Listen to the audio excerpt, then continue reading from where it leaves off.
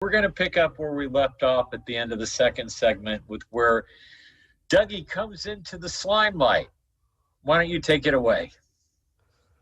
Right, as I said, in 2008 was his first appearance on Coast to Coast.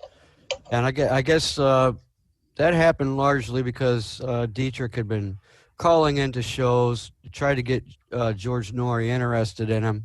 Yeah. So I guess that's the way that happened. But in 2013, he shows up being interviewed on Genesis Communications Network by the late Joyce Riley. And I heard this interview, and that was the first that I was ever aware of Douglas Dietrich at all. Yeah, I didn't hear him until he was first on Revolution Radio, which was probably a year or so later. Okay, well, and I know that he had approached Joyce Riley about her interviewing him. I know this because she mentioned that in the show that he had done so, and I have the transcript of that interview. And so in 2014, like I said, he started working for, well, not working for, but being a host on Revolution Radio. Yeah. He had like 2-hour show twice a week. Yep. I think one was called, they had two different names. But yeah, one was Firing Lines and then there was another one. Yeah, he had that crazy intro music too. Yeah, I think Mike Ringley had something to do with that, but yeah. Yeah. But so, you know, I really didn't see much going on, and I didn't know about Revolution Radio either, really. I wasn't listening to Revolution Radio. But what I saw was like in like 2015, I see he's all over YouTube. I'm like, man, that's the guy, you know. So he had this YouTube channel created by a woman named Rose Dio, who I guess was one of his followers, and then was helping him out by getting his shows onto YouTube, and she had her own channel. So that's what she was doing. She was posting all his shows up, and I guess she must have had some kind of permission from Revolution Radio to do this. Yeah. So you know, so I'm like, I listened to a few of these videos, and I'm still hearing him claiming he was a U.S. Marine in combat in Saudi Arabia and making all these outrageous claims. And I just decided that, you know, in 2016, I was going to start doing some research on him, see what I could find. And, you know, in order to get the information I needed to submit a FOIA request for his military records. Right. And that's when I discovered in June 6th, 2016, I discovered Steve Outram's research on Dietrich. And so I started making comments to his research, and it wasn't long. It was like the next month in July 2016 that Outram posted this NA13164 on Dietrich. Now, he says that someone sent it to him, and as I said, the document had been scanned and cropped, and so it just looked kind of like sloppy to me, and I was already preparing to do my own, so I went ahead and did that. But I also submitted a request for his father's records as well. Yeah. So yeah, so I did that. I sent the records I got on Dietrich to Sergeant First Class John Lillier, who ran a website exposing military phonies, basically. Right. So I thought I would get more exposure, and maybe he could give me tips on how to go through this military records process. Right. If I came across anything that I couldn't, you know, understand myself, I figured he'd be the best one to help me understand if anything came up that I couldn't figure out. Right. So I sent Dietrich's records and his father's records to Lillier, and he published them both and commented on them both. And of course, Dietrich got wind of this, and immediately starts attacking myself and Steve Outram on his radio show. Yeah. So that's when that started. And also in 2016 was he makes the first claim that he murdered his own grandfather. Yeah. And in July 2017, this was he did something on July 4th, and then it was like 2 shows later. He publicly doxes John Lillier and me, and I'm talking Social Security numbers, unlisted phones, addresses, and he did this for a number of weeks. I think it was from July to July into August, and I was able to record those. Although I was having problems with my computer, and so it resulted in very poor quality audio, is all I could say. I did the best I could with it, but I knew my computer was on the verge of dying, and I desperately needed to save this as evidence. Yeah. Because I had never had to go through anything like that before in my life. Yeah. What I could hear of it, it was something else. It was brutal. Yeah. No doubt about it. Yeah. I mean, he's insane. So I had to make every attempt possible to report those to YouTube. Yeah. Because as a privacy issue. Absolutely. And get those episodes pulled down. I also contacted Mike Ringley and informed him of what was going on, and he assured me that he was going to do something, but he never did. He allowed Dietrich to continue to attack me on Revolution Radio for another 2 years. Yeah. And of course, I went ahead and did my thing, trying to preserve the evidence. But he was just trying to pacify Dougie. I think so, yeah. Yeah, that was all there was to that. But what I was trying to get him to do was to say that, look, Douglas, you're under investigation, because what I did was file a complaint with the VA Office of the Inspector General, and sent them the evidence that they would have needed, at least in the first thing. I mean, I wasn't able to send them the electronic audio evidence immediately, but they immediately began an investigation in September of 2017. Yeah. And so I was working on doing all that. Now, do you want to go into the investigation now, or? Yeah. Okay. So what happened was, I had this stuff, and I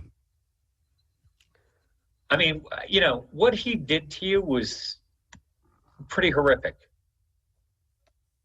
Yeah, it was very disturbing, like I said, but I had to take action, and I had no choice. You didn't. Because he had released public identifying information on not just me, but John Lillier. So I had to notify John Lillier, and he had to do the same thing, and to try to get these things taken down. And I anticipated having his little cult followers calling me in the middle of the night, and otherwise harassing me, or somebody obtaining my Social Security number, Yeah, not cool. I mean, what the hell? Yeah. But so I did what I had to do. Yeah, you did. And of course, I mean, he had obtained this information, as far as I could tell, by a person that had been a guest on his show for about a month or so prior to this. And this person was a Veterans Benefits Administration employee. He was a claims examiner, and that's why I filed the report with the VA OIG, because they have a VA employee who has access to my personal identifying information, who's now releasing it publicly. Yeah. And that violates the HIPAA Act and God knows what. Yeah. So it's amazing that, what's amazing, what amazed me about that story was that Dougie convinced this guy to do this. Oh yeah. And of course he made all kinds of stories about where he got it, but they're all crap. I mean, retired VA employees don't have access to VA computers, okay? No, they do not. They just don't. No. It requires a pass card, like a credit card. You have to put it into the machine that you're using, even to use it. I know because I go to the VA all the time and I see what the doctors and my psychiatrist and psychologist do, and that card is in there in that slot. Yep. Identifying it as that they're the user and they have access to my records. Okay, so what was the result of the VAOIG's investigation? Well, seeing that they had mishandled evidence for one thing, I thought that it was immediately clear to me that after contacting this guy was at VBA Muskogee, Oklahoma. His name is Gary D. States. Okay. And so Muskogee, Oklahoma, VBA. So I contacted a privacy officer there because I had to send them the electronic evidence. And when I thought that it was clear that they were Washington D.C. was going to hand over the investigation to them to investigate their own employee, well, that's when red flags went up. And especially since when I go back, when I send the evidence to this privacy officer, and I question him about it, and he says he didn't get it. I said, well, this is them protecting their employee, and they're either mishandling evidence or they're not. They're just not considering it. So I went over his head. To the head privacy officer at the VBA, who gave me specific instructions on how to send him the CD. And the interesting thing about that is that he told me to write, do not open in mailroom. And this suggested to me that my evidence had been intercepted in the mailroom somehow and been done away with before it could get to the privacy officer. Yeah, that was a cover-up. Yeah. So this the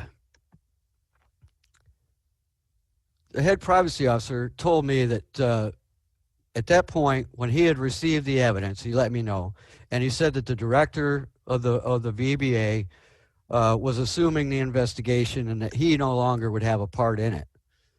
And so that was the end of it, basically. And because of the Privacy Act, there's no way I could know anything about the investigation. I submitted a request for a copy of the results of the investigation, and my request was denied. Yeah. But I did have some tools at my disposal, and one of them was what they called the adverse action report. That the VA used to publish at the end of each week. And in the same week the investigation ended, that report showed that a claims examiner at Muskogee, Oklahoma, VBA, was removed from their position. Yeah. And so it's my belief that rather than pursue federal charges against states for violations of the HIPAA Act and whatever else. Just hand him. Well, they chose to remove him from his position with no further disciplinary action. They didn't fire him; they just removed him from his position. That's all. I thought they canned him. Oh no, they didn't can him. That's shameful. They removed him from his position. So, and these adverse action reports, I learned in 2018, had been challenged by the unions for the VA.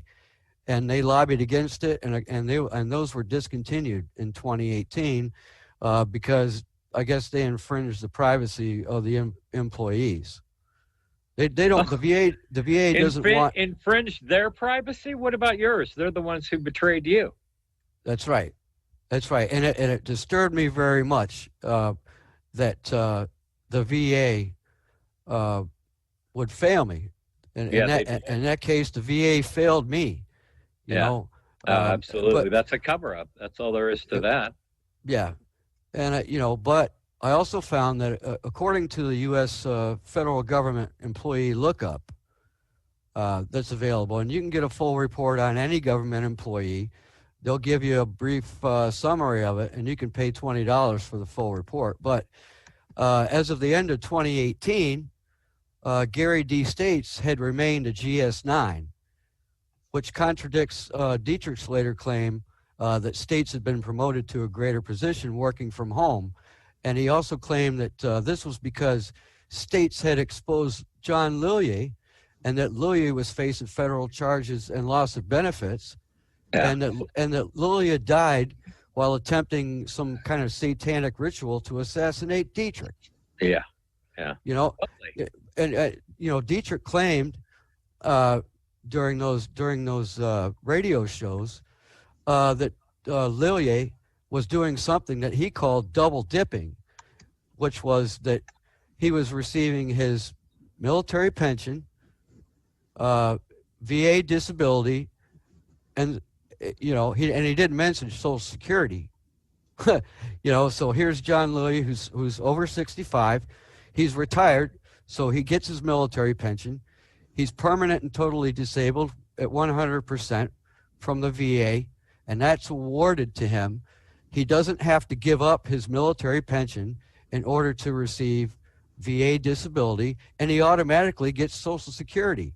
There's nothing illegal about receiving any of those benefits. No, not at all.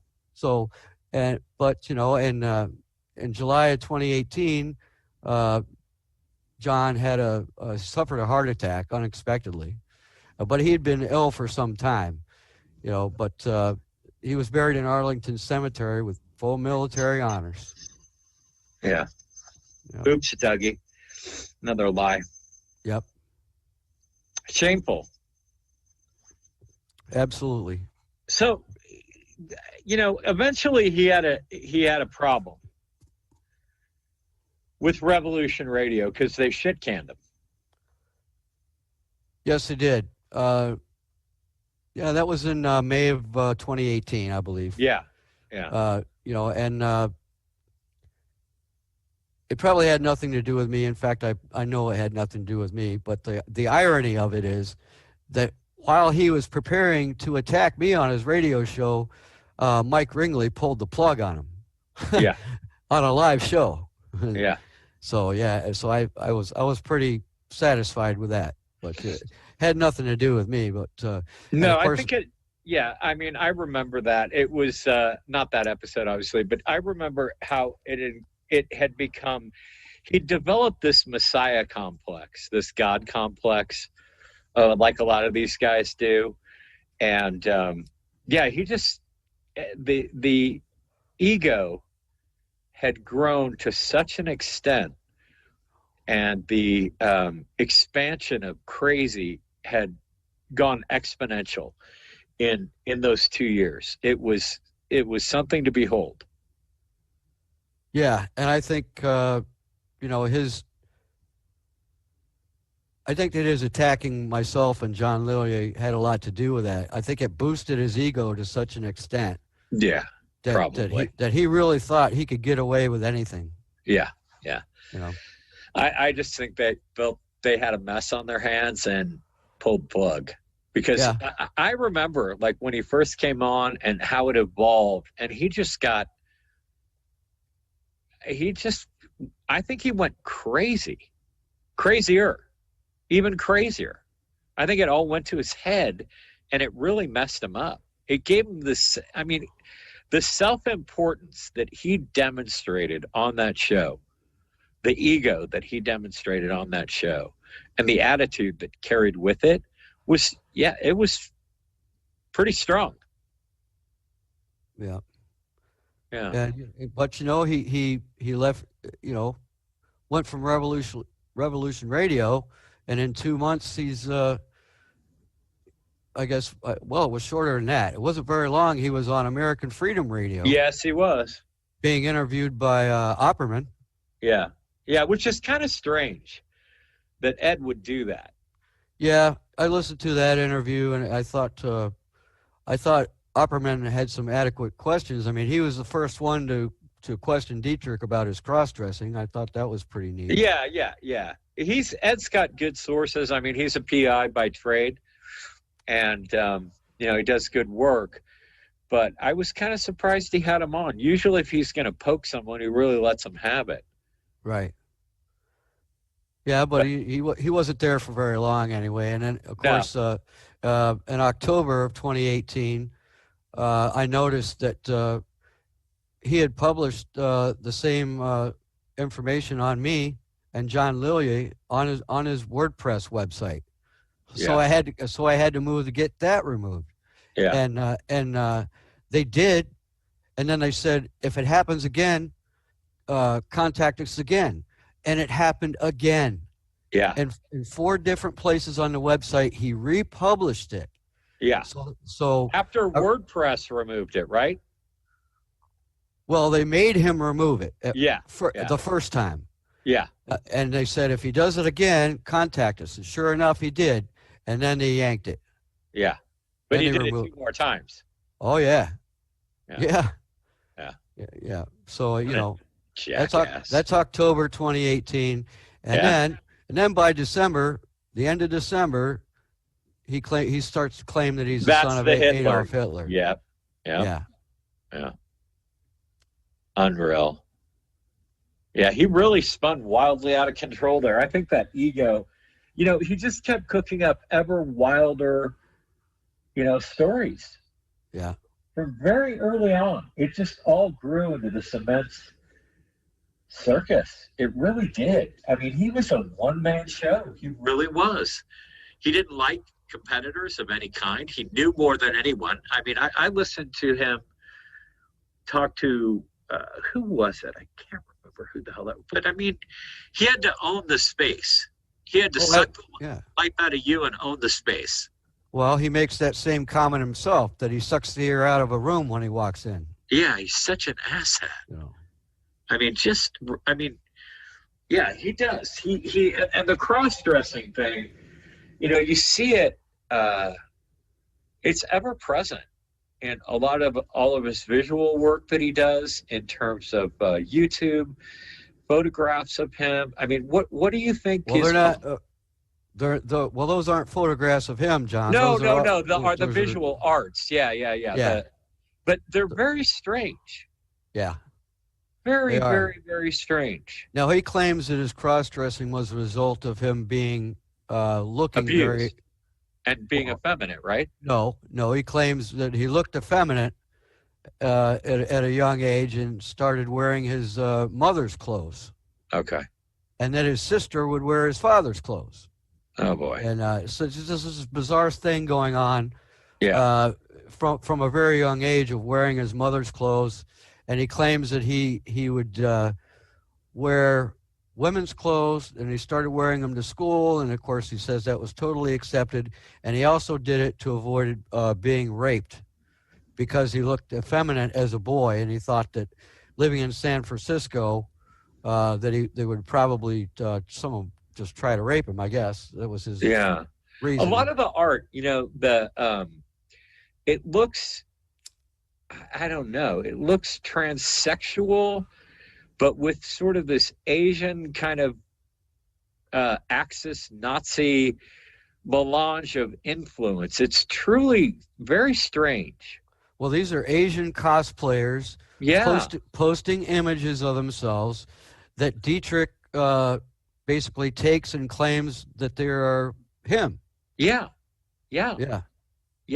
And they're far younger than he is. Oh, absolutely. He claims that he has a medical cosmetologist and that he's trying to keep himself young to keep some kind of connection with a younger audience. But no, these are images that he's claiming are his own and they are of Asian, mostly females, dressing up in cosplay. Yeah. And of course, they're strange. Yeah, he also has this fixation with anything Nazi. Yeah. I mean, they're very interesting images, but they're very strange And I don't know what the undercurrent is there. There's so much to it. You know, you can tell there's a lot of influence that went into whatever is in his head. And I don't know what it, you know, I don't know what it was. He claimed to be in an automobile accident, a severe automobile accident, correct? Right, with his mother and a taxi, yeah. Yeah. Yeah. And did he ever claim that he suffered any kind of, you know, damage of any Not kind? that no. In fact, Yeah. what he said was that the taxi cab driver was severely injured, may have even died. You know, I just chalked that up as another lie. You know, Yeah. but you never know. You No, never I know. mean, honestly, something happened to him. I don't know what, but something really traumatic happened to this guy for him to end up the way he's, you know, ended up. Yeah, and you know the only sexual abuse that he's ever claimed, he claims was from his own grandfather. Yeah, who he killed, Yeah. and that's why he killed him. Well, he makes the claim that he murdered his own grandfather in 1969 when he was 3 years old. Yeah. At that point, his grandfather would have been 79. Yeah. You know, Dietrich described his grandfather as being ill and in need of constant care and supervision because, like I said before, he'd been poisoned for decades with chemicals during his employment at Eastman Kodak, right? Yeah. Yeah. And he says that his grandfather, was physically and sexually abusive and literally lost his mind. And he claims that, of course, he was the victim of this sexual attack in which Dietrich ripped his grandfather's penis off using his own teeth at age 3, right? Huh. Yeah. He claims his grandfather died within a day or two, but he isn't sure about that because the police ordered him to leave New York State and go back to California to avoid a mob retaliation against him by relatives and townspeople, who, of course, were all infected with chemicals and are the most racist people in the world, according to him. Yeah. Yeah. The zombie chemical apocalypse. Right. Pitch apocalypse. Yeah. Right. Sure, Doug. Yeah. So I researched that, you know, and I found his grandfather didn't die until 1973. Yeah. And there's enough evidence, you know, considering he was in 69, he's 3 years old. He's still not a naturalized citizen. Likely that he never went to Wolcott, New York. Now, his grandmother had died in 1963, and there's evidence that his grandfather had moved from Rochester, New York, Wolcott area to Bradenton, Florida. Yeah. And, you know, a move like that, unlikely for someone described as being physically or mentally ill, you know, and the fact that his body, when he died, was prepared and transported back to Rochester following his death is also evidence that he was probably of sound mind. Yeah, absolutely. So, I mean, I can't speak to this, but I think my oldest memory, I might have been 6 years old, 5 years old, maybe. And it's not vague, but right. I guess if you suffered that kind of trauma, which is entirely, I mean, we have to be clear, this is entirely unsubstantiated. And Doug, I don't even know if Doug would have been 3. In 1969? Wait, 66? Yeah, 66, I guess 69. Yeah. He would have been 3, but it just seems. He says that his teeth had just come in, or something like that. Yeah. It just it doesn't sound credible remotely. He also said that his grandfather's blood tasted like turpentine, and he knew this because that's how his parents got him to stop smoking his thumb. Yeah. Sucking his thumb, yeah. Yeah. To put turpentine on it. So, and that's how he knew the taste of turpentine, I guess. Yeah, I wonder what the implication. It's a very strange And that sounds like abuse to me. Yeah. I don't think Yeah. any parent would put turpentine on a child's thumb to prevent them from sucking it. No, it would harm you. Yeah, I don't think any parent would do such a thing. No. Well, you never know. But,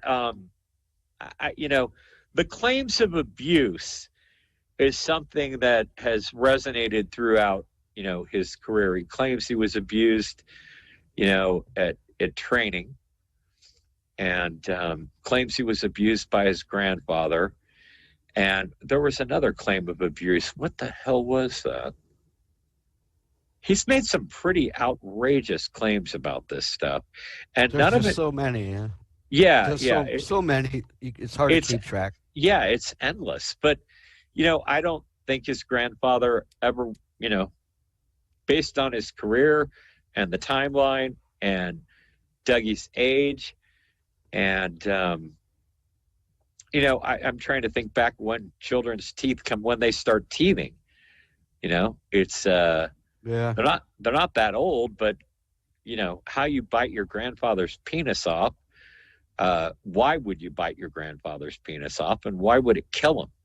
Well, the fact is, it never happened. Yeah, I know. I know this. I know, but Dougie's not stupid. He's just insane.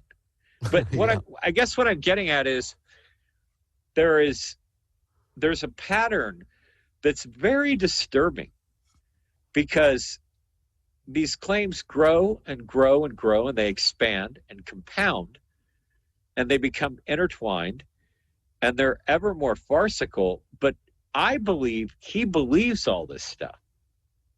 I believe he does too. And another thing that he does is that as he develops detractors or people who make comments, on anything that he does, or if he has one of his followers, get away from him, it's immediate slander and defamation for months.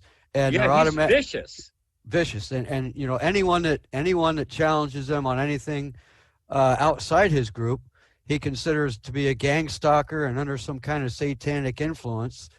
Before it was Michael Aquino, but of course Aquino has died now, so he's saying that Aquino's wife Lilith is now doing it, and that it's just bizarre. And of course he's saying now that Steve Outram and I are paid by the government. When before of course you are. Of course you are. Yeah. You know what I read the other day that was kind of surprising, actually? I work for the CIA. I'm Emery's handler, and my daughter was, what was it? She was part of the op too. And I went, man, you people you're kind of deranged if you actually believe something like that. Like, I mean, I can,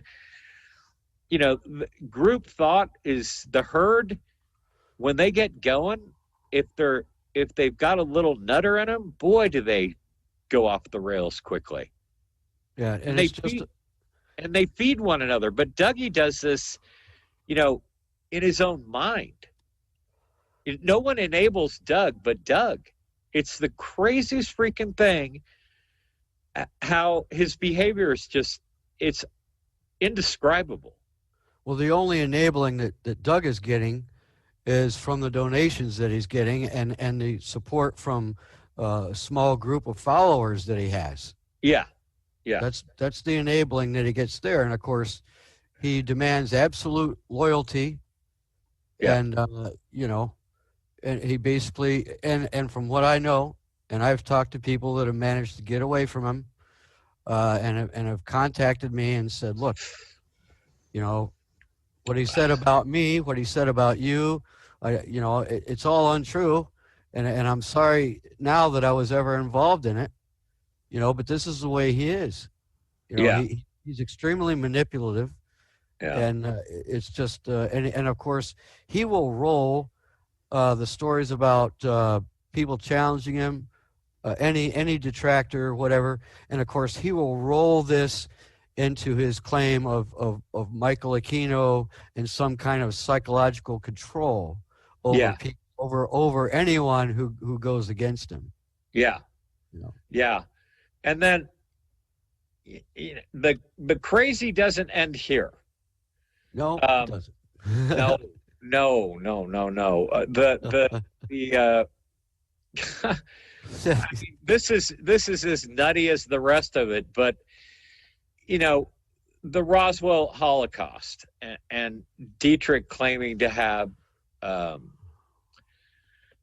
crash artifacts and just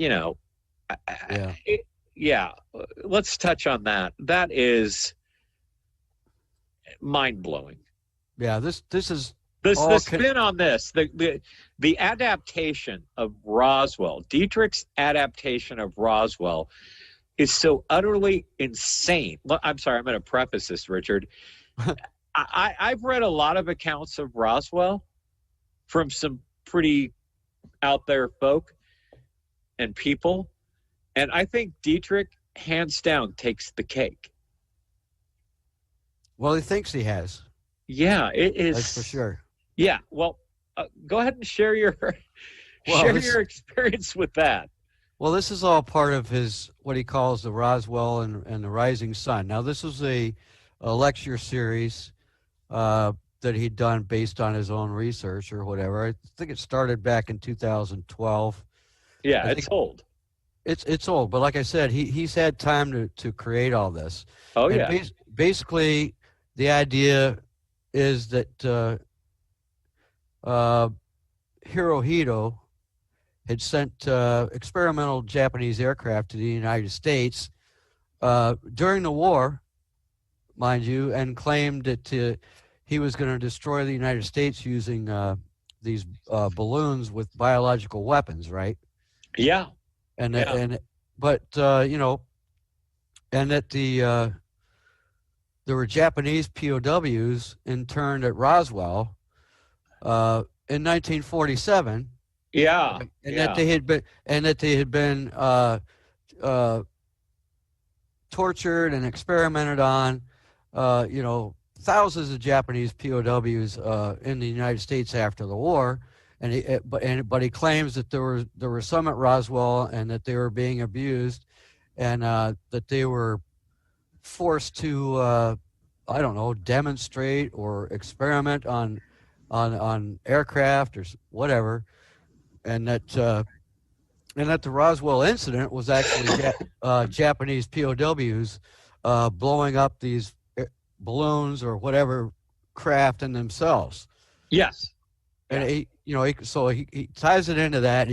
That the UFOs in Washington State that were seen by Ken Arnold were Japanese using experimental aircraft to escape back to Japan. Yeah. Uh-huh. And of course that he has a piece of debris from the crash.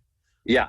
And those experimental aircraft were built at the 509th Bomber Wing in Roswell, and all while being interned in a POW camp at Roswell, which did not do, it was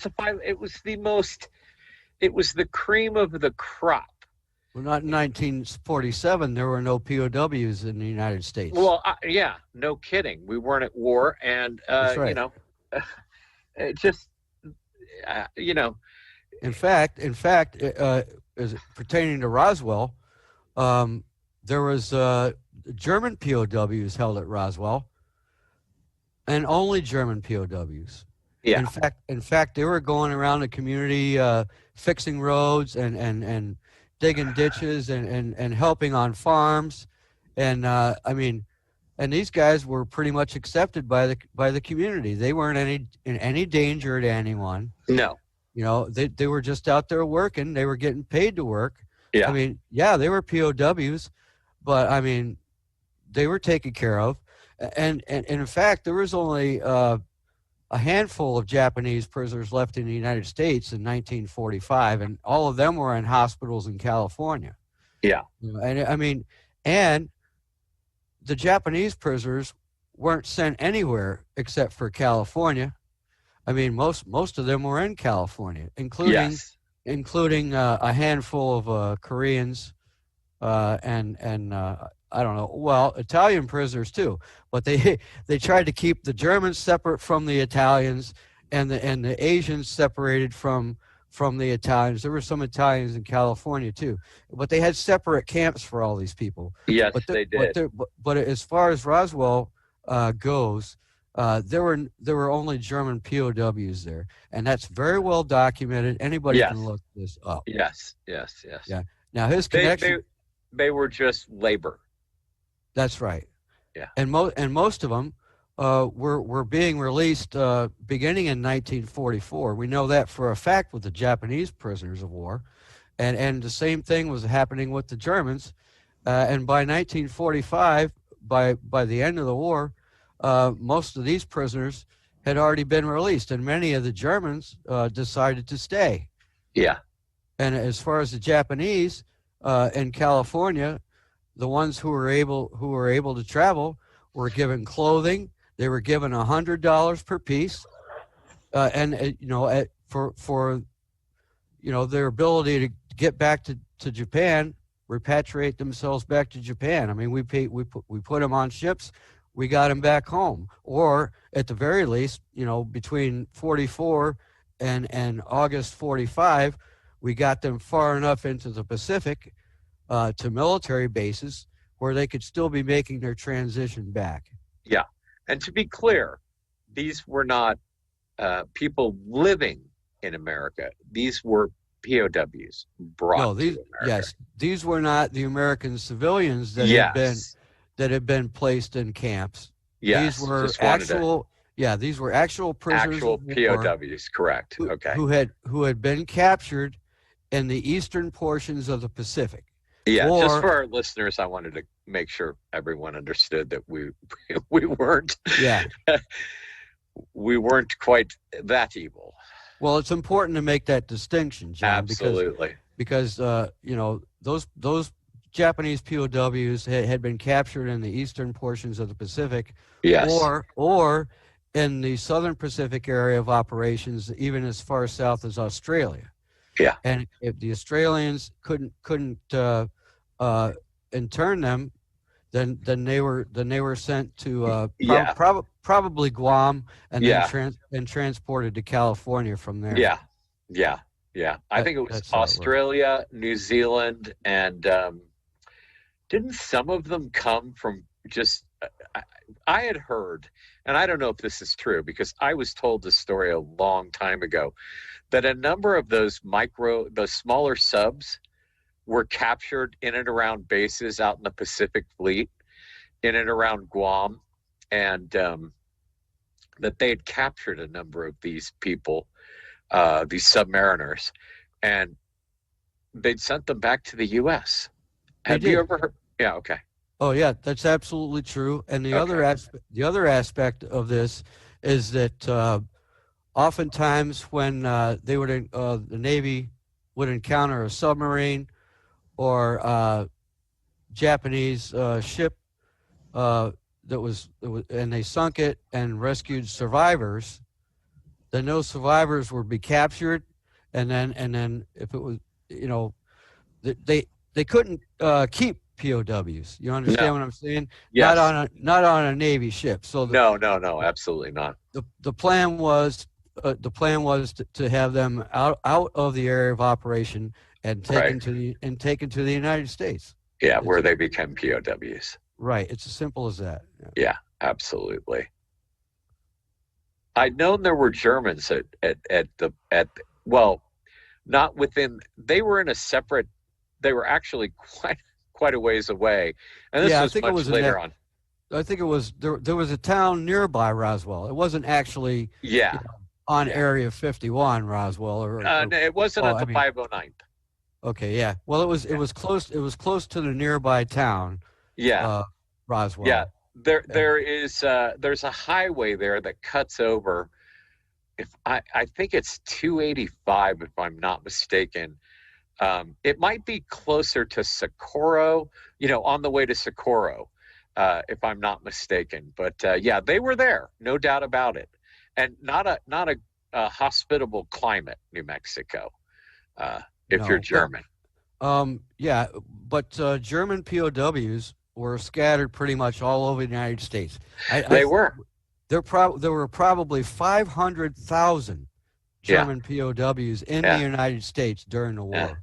Because the crazy thing is there was nothing really to return to. Even when the Marshall Plan was kicking in, and that was a tremendous effort by this nation to kind of help rebuild, Germany, well, what became West Germany. But the amount of Germans that stayed behind was staggering. That did, they knew they had nothing to go home to, and they were better off here. And many, many, many of them stayed. I can't remember the exact percentage, but I think it was over 73 or 4% stayed. So you're talking about 550,000 POWs interned here. I think less than 150,000 went home. Yeah. Or 100,000 even. Most of them started coming here. Yeah. Simply because after the Africa campaign in 1942, it was impossible for the British to house them. No. So it was decided, in cooperation with the British, that we would take the German POWs. Yeah. And like I said, the majority of them had been captured during the Africa campaign, and then during the Italian campaigns following, and that. So that's why we had so many, because it was just so many. This deluge of POWs. It was impossible for the British to take them. Yeah, it was impossible to keep them there too in the theater. Absolutely. And the logistics of that were, not possible remotely. No. All right. Well, we kind of the Roswell. Dietrich claims he had and here's the psychotic part about all this. He talks about basically POWs as crash test dummies as Roswell, but then claims that he actually has a piece of the crash. Right. Which he intended to donate to a U.S. or a UFO Roswell Holocaust Museum in Japan. Yes. Right. Okay. Which is, what the fuck is that? It's not at all. No, I mean, it's like, I mean, oh yeah, no, I know it's not, but I mean, good grief. Well, his claim is that, and I, of course, I've done all the research on this too, and it's very complicated, but it involves a businessman in Japan and a Japanese government incentive to increase tourism in some of the more neglected, economically challenged places in Japan. Yeah. And so money was offered to these communities to increase tourism to some of these areas, and this particular town was offered that. And of course, this businessman comes up with a scam that he's going to build some kind of conference center and some kind of Disneyland for space research, including UFOs in Roswell, and it's going to be like an international thing, and it's going to bring people in for conferences and visitors to the museum and stuff like that. And of course, the Japanese ufologists just laughed at it. Yeah. That piece of debris that he claims, it looks like someone took a door hinge and put it in a vise and bent it and then beat it with a hammer. It's the most absurd thing I've ever seen. Yeah, or drilled some holes in it, whatever. Yeah, it's just crazy. To me, it looks like it might be a 9mm pistol magazine that's been beat up. I don't know. Yeah, it looks like to me. Or that, yeah. A poorly made one. Poorly made, cheap ass one for sure. Well, of course, Dietrich claims that he's stolen this from the U.S. government and was going to send it to the Japanese for this Holocaust museum. And of course, this is nothing but Dietrich trying to substantiate his claim of Japanese POWs at Roswell by having the Japanese government erect some kind of museum to these dead POWs and call it the Holocaust at Roswell. This is what this is about. Yeah.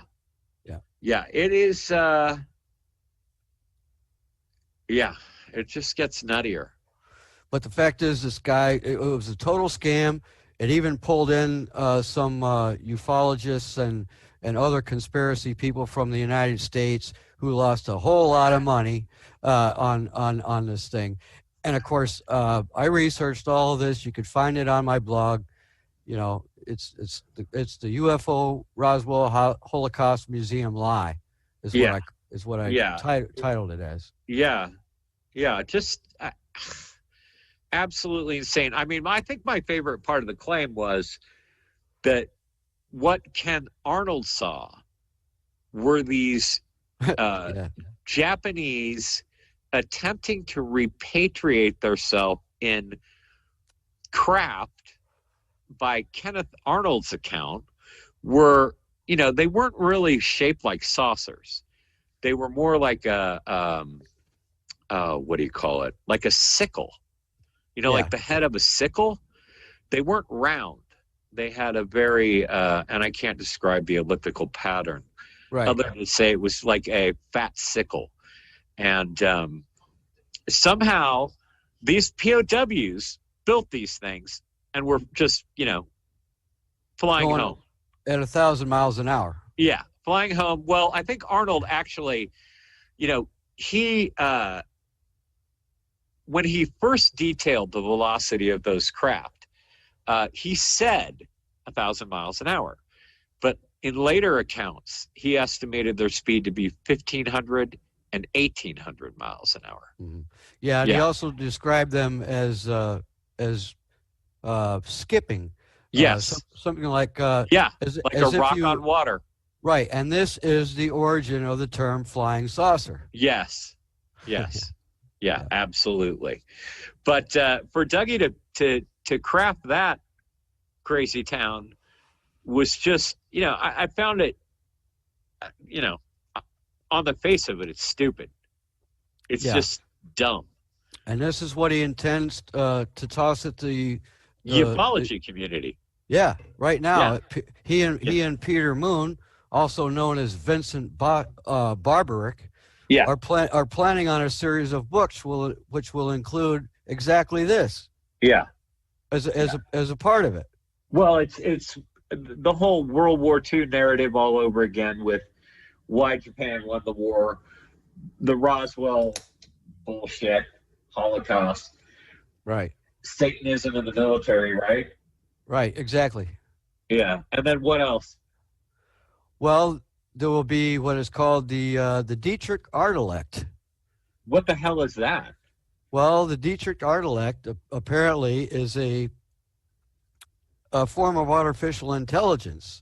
Oh, okay. And of course, Dietrich has developed this from what he calls rescuing some of these AI robots from the Presidio, either in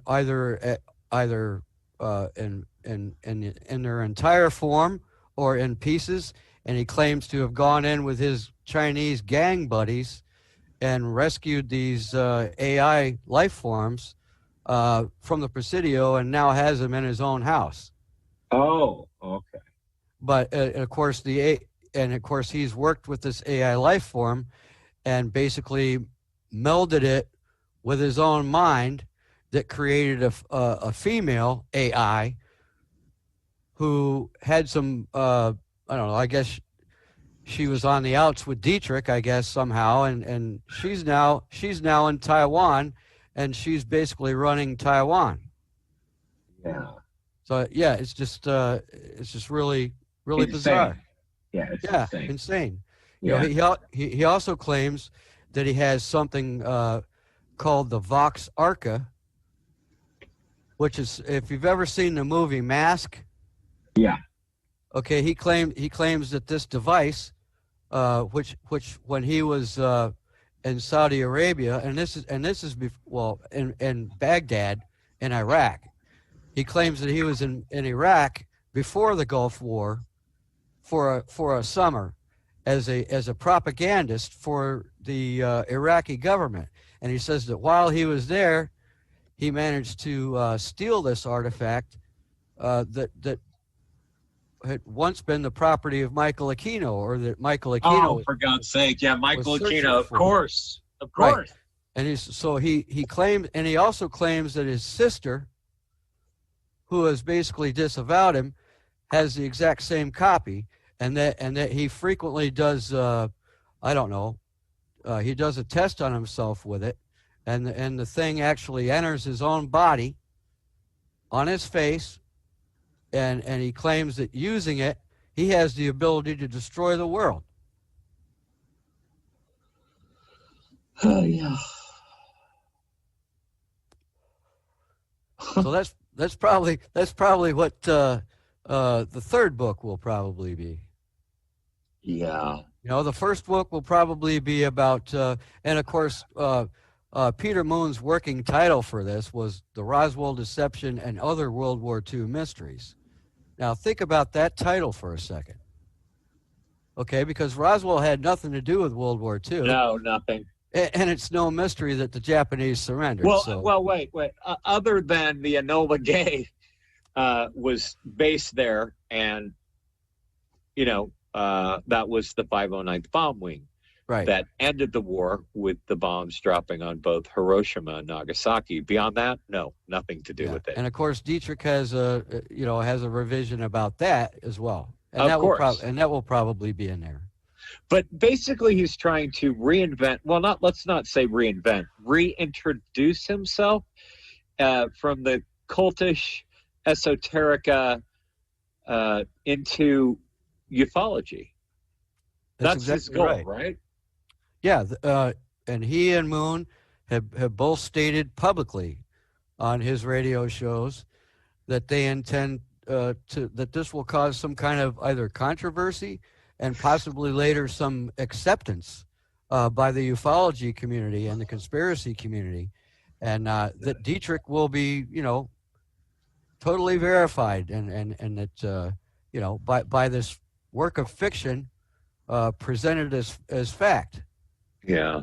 And this is also an attempt by Moon himself to reassert himself into all of this, and to basically save his own reputation.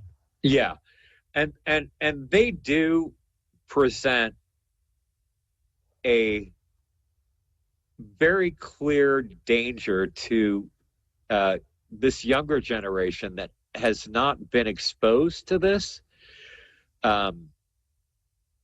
They, in my opinion, they do. And this is a very timely series of interviews with respect to the threat they present, because they're, they don't let off the gas. They just keep going and keep going. The stories get ever more farcical and crazy. And there are people out there. There's a believer born every minute. And I just pray to God. I pray to the stars and cosmos that they fail miserably. And I think we'll probably have to stay on top of it if they can actually. Now, do you know that book deal's signed and done, or is there going to be a delay to that? Well, there could possibly be a delay, but what I know of it is that Moon has pretty much written the book, and what he has done is basically transcribe Dietrich's shows and episodes, and interviewed Dietrich himself, and has basically compiled all this stuff from Dietrich's previous work. And Dietrich's also submitted other things to him, but basically, and of course Dietrich refers to Moon as his biographer as well. But from what they're saying now is that, and of course this astrology comes into this. Yeah. Is it not? Is it a good time to sign the contract, or is it not? Yeah. And I know for a fact that Dietrich has said that today, October 1st, Moon is flying out to San Francisco and will meet with Dietrich and possibly sign a contract. We don't know if that's going to happen.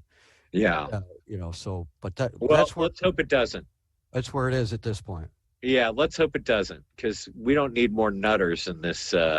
I mean, I know you don't really participate in any of it on, an active basis, other than coming across it in your research and a lot of the silly claims that are made. But, that community needs far fewer nutters. And Douglas really he represents, not so much as a threat to a greater community within ufology, of the camps that are there. But, the guy is, I don't know. There are certain people that gravitate towards Douglas. And the truly scary thing about him is his demand for complete allegiance. It's beyond psychotic. Yeah. It really is. It's very, very, I don't even know how to describe it. It's beyond religion. It's beyond a cult. I don't know how he gets in people's heads and gets that level of control over the people that surround him, but he is able to do that. For me, John, is it what I find most disturbing, is that he has recently made the statement, as recently as September 6th, that he believes that both his parents had to die for him to get to this point.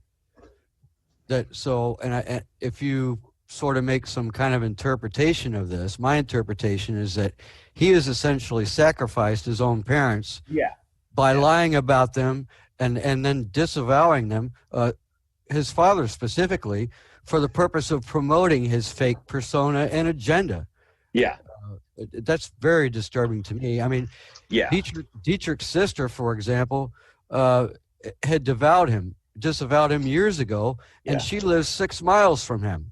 Yeah. And his family and his extended family in Rochester, New York, has also. Yeah. He's because of what he has said about his grandfather and his father. Well, he's a nutter. He disavows his father by making the claim that he is the son of Adolf Hitler, and that his father, George, is now simply just the man who raised him. Yeah. Pretty cruel. Yeah, pretty cruel.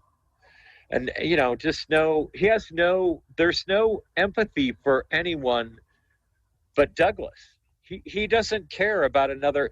He acts entirely in his own self-interest at all times, and is incredibly defensive at all times. And he's just very disturbing. Like I said, not only, I believe that, when I said before that he was bipolar is because Dietrich has these different personas, inside his total persona. What I'm trying to describe is that there's the effeminate Dietrich. Yes. There's the serious historian Dietrich. There's the Shakespearean Dietrich. It's just. Yeah, there's a lot of Dougies. There's a lot of rocks tumbling around in his head. That's for sure. Yeah, at this point, his radio shows have gone to be from 8 to even 12 hours in length. Yeah, I in doing some research on some of his more recent stuff, and I looked at one that I think was 9 hours and 35 minutes or 8 hours and 35 minutes, and I kind of skipped through it. And honest to God, he just fucking rambles forever on these insane tangents, and they cover every rock in his skull. It's incredible to listen to. And you can only take so much of it, because when you get the game and what he's all about, and his long, very 22-year-old long con that he's developed, it's pretty freaking disturbing. The guy, and I want to get some. I'm gonna refer, like I said, some videos to his playlist, but I want people to look at the images of this guy, and he does very, he comes across almost very gothic in a lot of ways as well. Not that he's a goth, I'm not saying that, but just his fingernails and his overall, his hair, his appearance, his makeup, the way he looks, his eyes look, how he does his, he uses a lot of makeup at times as well, which is really, it's an art form to me he's created there. But he just has a very bizarre, very eclectic melange of interests, and can talk about many of them. He's not dumb by any stretch of the imagination, but I think he is, in general, a pretty hazardous human being. Is that a fair statement? I mean, you've had a lot of experience and abuse from this guy, so don't hold back, don't be shy. He really fucked you over. Well, I think that that's true. I think that were I not the type of person that I am, I think he did his best to try to damage me as much as he could. Yeah, he did. It was very vicious and vindictive, and incredibly aggressive. Yes. I don't think I've ever heard someone be quite that aggressive. Yeah. Yeah. Well, definitely. No, go ahead. Sorry. It's definitely not something that someone should have to go through at all, to that extent, just for telling the truth. No. About someone. No. It's but it comes with the territory. Oh, absolutely. Believe me, I've experienced recently myself to a much, far lesser degree. But, I guess people in this day and age, there's not much to do, and fame and notoriety and self-aggrandizement and this whole peacock culture we've created with social media is just the most vapid, 95% of it is just absolutely vapid. But these people cling to it like it's something, like it's their, persona, their life. It's pretty remarkable. So, and it's growing, in scope and scale. And God forbid Dougie gets more, cultish stalkers on his team, because they're a wolf pack. I mean, that's a toxic group. It has the potential to be, I would say so. I imagine that, this will cross, Dougie's mobile phone or laptop or screen one, probably not too distant future. And we'll see some blowback from it, because he's incredibly vindictive. He is, and we can expect it, Yeah. But, we'll deal with it. Said, but we'll deal with it. But I hope that one thing, and I know, as you said, Dietrich will probably listen to it, but I want him to pay attention, especially to what I had to say about his father, because I have never said anything derogatory about his father, and I've always upheld his military service, and and Dietrich has not. No. And he should be ashamed. Yeah. He should be absolutely ashamed of what he's done to his grandfather and father's legacy. It's, he deserves to be disowned. It's just bad. Just bad news all around. So, we put Dougie away in 3 episodes. I thought it was going to be a lot more, but great job. Was it only 3? Well, yeah, well, this one's probably an hour, but that's okay. That's all right. It didn't seem like that long. But... No, I enjoyed it. Did you? I enjoyed it. Like I said, it's kind of intimidating to have so much information to present. And I'm not, I'm not a talker. I don't, I don't normally present things, and it just sits there on my little blog. And I'm very thankful for the opportunity to present what I have. Yeah, no, you did fantastic as usual. I mean, you're very, you're very direct. You're very to the point. You're very factual. It's deeply appreciated. And I know that personally, this caused you quite a bit of angst and agita, just, putting it all back together and having to go back through it all. And I thank you immensely for doing that. I know that was no picnic because, after listening to what I could hear of that audio exchange, I just was floored, at how vicious this guy is.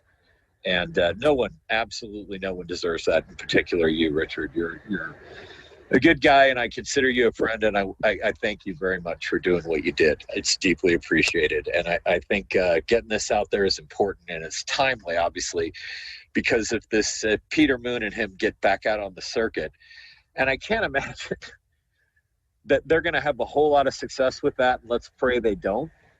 But if they do, they're going to become a hazard once again. I don't believe they will, John, especially when credentialed historians get wind of it.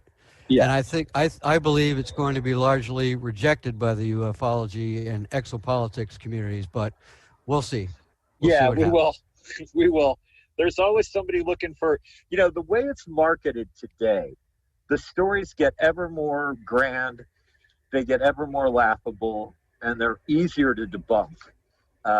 It's amazing. I had a number of responses to Tony Rando Rodriguez. There are people out there who just say, you don't have any proof. The burden of proof isn't on me. It's on the person telling the story. That's right. It's not my job to prove you're telling the truth. It's your job to prove you're speaking truthfully. And, if you raise doubts and you have a pattern, and a long history of congruently being a liar and proven to be a liar, why is that burden on me when I prove you to be untruthful or someone else has? And that's what you've done with Douglas. He's just never, like the rest of them, the story grows, expands, becomes ever more insane or incredulous. And that's how ufology is marketed today. I mean, people still believe that the Philadelphia experiment and Project Montauk were real. To this very day, they believe this shit. They think, there were soldiers fused into the hull of, some electromagnetic field in a ship, and, there was time travel and there was a base there. Hell, I've been outside that complex. It was nothing like that. It's just people spin this shit, and there's people out there who don't know better, who are looking for truth, and they end up in the wrong corner of this, circle, and they're surrounded by a bunch of psychopaths. Frankly, that's what they are. Yep. They're just people that are absolutely trying to make a buck, tell a story, and none of it ever adds up. I mean, I wish for once, and I know this is not your interest, but I wish for once it would. And, there are some credible people out there who've had experiences, but, can you name one person you've run across in ufology that's had a claimed military service, including Corey Good? You were kind enough to, fact check me on that. And, Corey claims to have cleaned up space shuttle debris in 2003 from when Columbia, re-entered the Earth's atmosphere and disintegrated due to tiles it lost under the wing on liftoff. And that was all documented by NASA. Those astronauts were incredibly brave, and they knew on re-entry they had a pretty good idea they might not make it. And then to have people like Emery Smith say, "Oh, I was supposed to be an astronaut on that shuttle," and those people saw something they weren't supposed to see, and they were off. They were killed. That is the deepest insult. I mean, can you imagine the families of these people hearing this shit? Yeah. It's just shameful. It's beyond shameful. And people eat it up, Yeah. eat it up, eat it up. It's remarkable. But have you run across any of these asshats that's ever told the truth? As far as their military service goes, there's only one guy, and his name is I can't remember his name, but he was a Marine, and most of those guys will go through the effort to present documents, Yes. including certificate of honorable discharge. Yes. Training certificates. Those, and I've done the same thing myself, because I've had the same accusations thrown at me. Yeah. Is that well, prove you were a Marine. Well, hey, I'll do it. Here's my honorable discharge. Here's my training certificates. Here's a copy of my DD-214. Here's my secret space program certificate. Well, yeah. Well, I mean, but they do. Now they may be still telling their wild stories, but there's at least one that I know of that is actually publicly published as documents, and they're legit. They're legit. I've seen them. Yeah. He's an older guy. He's the older guy that claims to have been in the Army Rangers as well, and an ex-police officer. I can't remember his name. Yeah, I can't either now. But those guys, and I haven't seen very much about him after that. And you go and look for some of this stuff on the internet, and it's either there or just suddenly not there anymore. Yeah. Yeah. A lot of it's interesting. You see a lot of these guys have taken they've taken a lot of their more insane claims down, but not Douglas. Douglas is still rocking and rolling. And if you have any videos you want me to add to his playlist, yeah, just hook me up via link in email, and I'll get them on the site. And then again, we'll get the blog spot detailing Dougie's falsehoods up and pinned to each one of these interviews. All right, Richard. But listen, thank you again. Deeply appreciated. You're a tremendous researcher, and it's appreciated. And I know you've been asked actually to come on some other YouTube channels and shows, and good for you. Good for you. Yeah, I've got very little experience actually being interviewed. I think this is probably the first time that anyone has heard my voice, but it's something that I feel that I need to do. As being one of the only two researchers that have any evidence to produce whatsoever, I think it's important to get it out there. Well, I you know me, I couldn't agree more. I think, we have an obligation to expose these people who are taking advantage of others in ways that are frankly dangerous. It goes beyond just, there's a lot of damage that's done that people don't think about.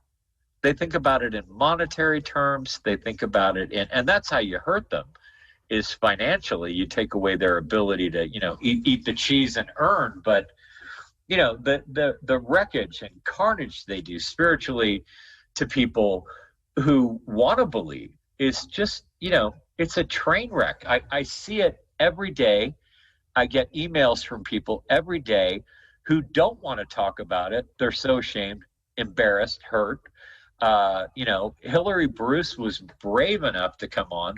She's a little Scottish lass, and I'm talking to her cousin over in the UK, Natasha. And, you feel so bad for these people because they're good people, and how it's been so wildly out of control, with these grifters and people like Douglas and, the Corey Goods and the David Wilcox and the Emery Smiths and the whole lot of them. It's tragic. It really is. And I watched the wreckage that occurred, in my own life and to my own family, from my experience with this. And, it was god awful, absolutely god awful. And I know you went through a similar experience with Douglas. And you ground it out, you stuck to your guns, and that's all we can do. Grind it out and keep going, and don't stop. Don't stop till we stop them. Right. Another thing that's very important I want to point out here is that I have had absolutely no contact with Douglas Dietrich whatsoever. I have never called him on the telephone. I have never sent him an email. I have never threatened him in any way. Yeah. Okay. Yeah. I just want to make that clear. Oh no. His stalking abilities are legendary. And I know you would never do that. So, that I do know. Richard, thank you again. Deeply appreciated. Enjoyed the hell out of it. I always do with you. It's a good time. And you're a tremendous historian. Absolutely tremendous. My father did a lot with that as well. He was pretty big on it. And he used to tell me, he was my historian. And for World War II and Korea and Vietnam. And miss him. But yeah. I have fond memories of all of that because it was an amazing time. The world's changed a whole bunch, hasn't it? It has. Sure has. I really miss the 70s. I'll tell you that right now. Yep. Me too, brother. I even miss the 80s. It got a little wonky, but it was still a hell of a good time. Yeah. It was still a hell of a good time. Well, listen, you get some rest. Thanks for being up late again. I appreciate you more than you know. And we'll do this again soon. We've got more work to do. But my best to you. All right? Thank you very much, John, for having me on. Thank you, Richard. You be well, okay? I will. Take care. Thank you. Bye. Bye.